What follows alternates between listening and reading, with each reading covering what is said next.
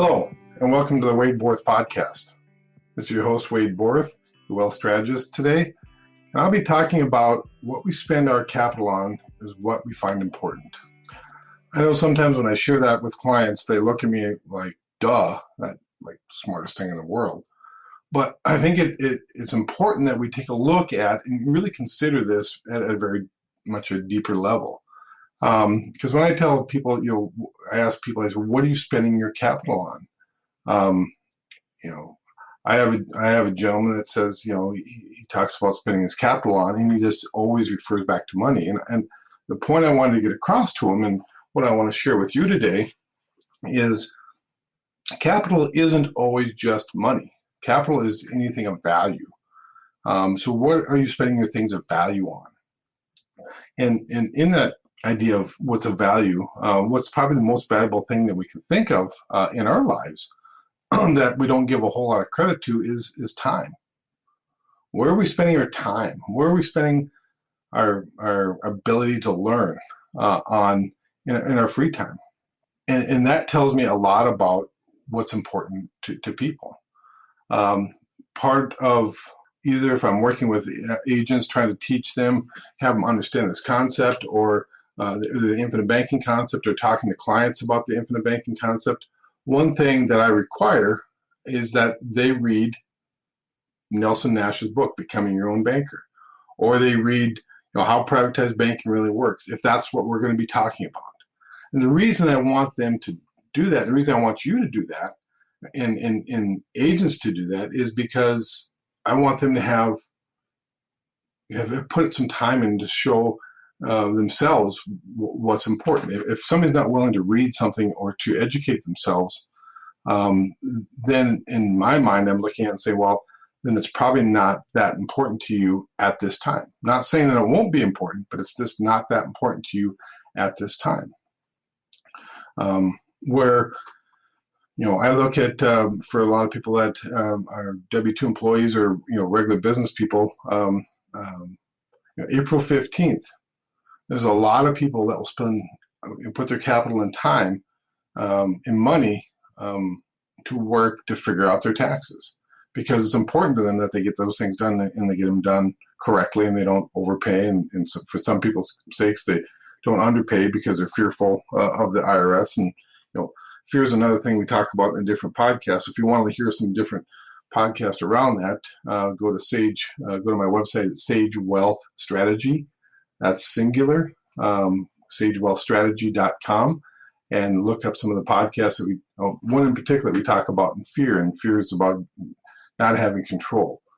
But going back to the idea of where we spend our time and our capital, and again, time being part of capital, is really what's important to us. I have a number of business people that own businesses and they run businesses and they're very successful. And when I asked them the question, I said, well, what do you spend your extra time on? And one guy said, I don't have any extra time. I said, okay, well, fair enough. We all have the same amount of time. I said, well, when you prioritize, if you have 20 or 30 minutes, an appointment cancels or some time opens up for you on your calendar, what are you spending that time doing? He says, well, I'm reading what my competition's doing. I'm reading, this guy just happens to be in the plumbing business. He's like, what's new and what's happening in the plumbing world? And again, I'm sitting there going, well, what's new and happening in the plumbing world? I didn't know that new and happening things happen, but it's all the time that happens. Not from keeping up to code, but what's being innovative. So he wants to be innovative. So what's important to him is that he wants his business to be a long-term business. He wants to be able to pass his business on to his son, who's just getting into the business and helping him out. He sees what he's doing as, again, in alignment with what my founding principles are, is he's passing this on to that next generation. He wants this business to be intergenerational. So he doesn't want it to be the same old process being done today as that was being done 30 years ago and 30 years from now. He wants to be innovative and say, how can I expand this business? And he does that by spending time on it. He also spends money. He goes to different business development meetings. And how does he develop his business? Not so much how does he become a better plumber, but how does he become a better business person? So again, small business owners, individuals, whatever it might be, how are you spending your time tells me, and it really should tell you what's important. I have a previous blog and a previous podcast talking about you need to love yourself more than you love Wells Fargo. You need to love your family more than you love Wells Fargo. And what I mean by that is I look at where you're spending your money. If you have a loan from Wells Fargo, you're paying back principal and interest. But if you use your own money, if you use cash to buy the same piece of equipment in your business, then why wouldn't you pay that back to your own family like you would with Wells Fargo? And if you're not doing that, then the question is, what's important to you? And not that I'm sitting here trying to criticize people. I'm just trying to get them to open their eyes up, because we do a lot of things out of reflexes. We're doing a lot of things because we're conditioned to do certain things.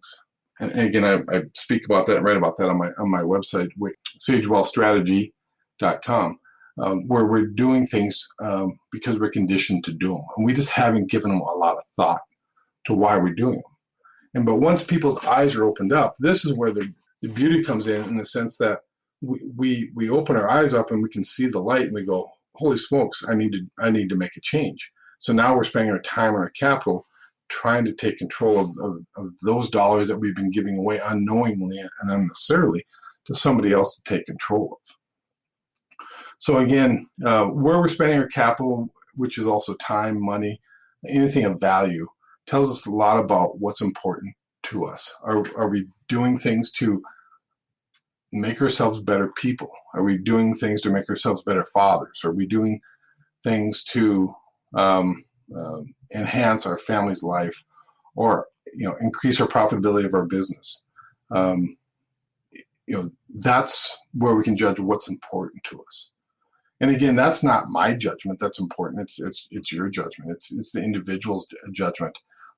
Because again, my job is just to open your eyes up and say, really, if you understand that, I look at my calendar and say, what did I spend my open time on? If I spend my open time on reading political blogs, I realize that I got sucked in or political papers or whatever it is, to something I have no control of and really isn't going to affect individually my business right today. And so I step back and I have to do that self-evaluation. I said, well, that's not really important to me, so stop spending my time doing that. So it's kind of that two-way street. But the fact that I spent time doing it must mean that I have a certain interest or passion, and I still have to have an understanding of what's going on around me, because from a macroeconomic perspective, all those things are going to affect me. But again, it's more important if I take a step back and say, if I can be as efficient as I can be in my business, taking the time to look at those things and taking time to work on my business, not necessarily in my business, but taking time to work on my business, then I know that my business, I'm serious about my business. I view that as being very important. Am I taking my time to, spend with my family or enhance an experience for my son or whatever it might be? Again, that's what's important, because we're taking time, we're taking money to make those things happen. Taking a family vacation is a great example. You're spending your time and your money on something that you see as being very important. So again, when it comes back down to it, we boil it down to a financial sense, and we talk about where you spend your time, what's important to you, where you spend your money. But it's also much bigger than that, because again, it falls into, what are your founding principles, and why is that time and that money worth spending on those big picture items? And those big picture items being, again, your family, your business, or whatever it is that's important to you. And it's a self-assessment of saying, where am I spending my time, so I can understand what's important to me. And once I understand what's important to me, then I can focus on it that much more. Versus, if somebody's spending, hours and hours and hours mowing his lawn and ignoring his business and ignoring his family, it's pretty simple to say that his lawn or his appearance maybe to the neighbors or whatever it is what's important to that individual. So part of my conversations with the agents I work with, that I train and I mentor, because that's really important to me, is that the mentorship of well-rounded individuals that can be of service and help empower others to take control of their financial lives is very important, because it's my way of getting out not just the people I can touch, but imagine if I can train 100 or 200 or 300 or 500 agents to have the kind of that same set of principles, and we can reach out and work with a bunch of other people, or I'm working with clients individually. Having an understanding what's important to you is the very first step. And again, that's why when you do want to meet, when you are serious about your financial situation, one of the questions will say, what have you read? What is it that you're spending your time doing, reading, educating yourself on, to get a good handle of how serious you are about making changes in your life? And again, what's the most important thing? If you're looking at how you're going to grow your business versus, where you're going to spend your retirement, it tells me kind of what's important to you. If you're looking at, researching the villages, 3 hours a day, I'm guessing that your mindset is now moved to retirement, and that thought process of being retirement, moving to the villages, versus the guy that's looking, again, that client of mine that was looking about how to be innovative in the plumbing world. He's excited to grow this business. So the last thing he's going to think about and spend capital on, is thinking about retirement. So my job is to help empower him to be as efficient as possible when he's dealing with money, and when he's making money decisions. So getting his mind focused and in alignment with what's important to him, not doing something that's, for example, this individual, the last thing he wanted to talk about was a retirement plan and 401k, because that took money out of his control. That took money out of his ability to work and grow this business for that next generation.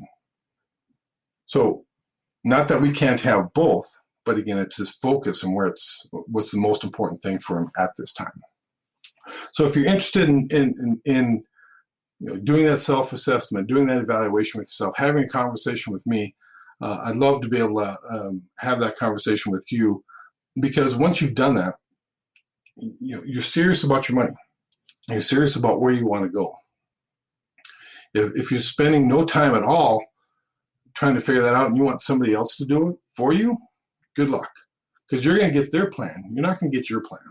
If you say, hey, a financial guy, I'm just going to turn it over to him, and he doesn't ask you all the right questions and all the questions, and you're not involved in it, then he's probably more serious about your money than you are. Well, then that turns it into being his financial plan, not your financial plan. So as we go along, again, think about that from a standpoint of what's most important to you. What are you spending your time on? What are you spending your capital on? And that self-realization, that'll help you when we come to having a discussion about how do we grow your and again, one of my founding principles is empowering others to take control of their financial world. So again, how are we growing your financial picture? So it's not my plan, it's your plan. And then taking a look, doing that self-evaluation, what am I doing to self-educate myself so I can be my best advocate for all things that impact me. Well, thank you so much for your time. I look forward to it. Again, drop me an email at wade@sagewealthstrategy.com. Hop onto our website, Sage Wealth Strategy, that's with a Y at the end, .com. And take a look around for other podcasts and blogs that might be of interest. And then when you're ready, give us a call or drop me an email at wade@sagewealthstrategy.com. Thank you.